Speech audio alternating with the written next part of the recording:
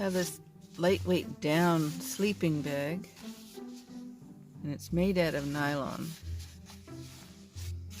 And somebody decided, while I stepped out for a minute, to tear a hole in the sleeping bag. So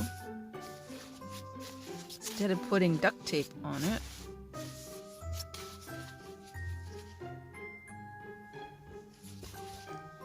you can see this, I use band-aids.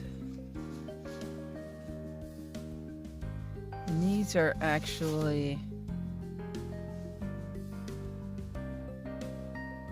waterproof. These are like Tegaderm. And they come in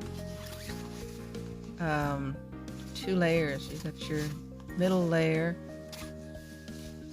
which is this layer. Then you got an outer layer and an inner layer. And this actually molds right to the material.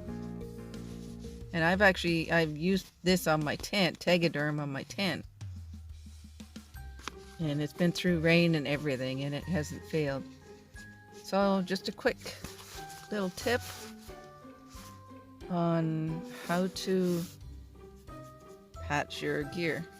Might not look pretty, but where the band-aid parts are goes over the feathers so that the feathers can't come out. It's waterproof, and I can wash it.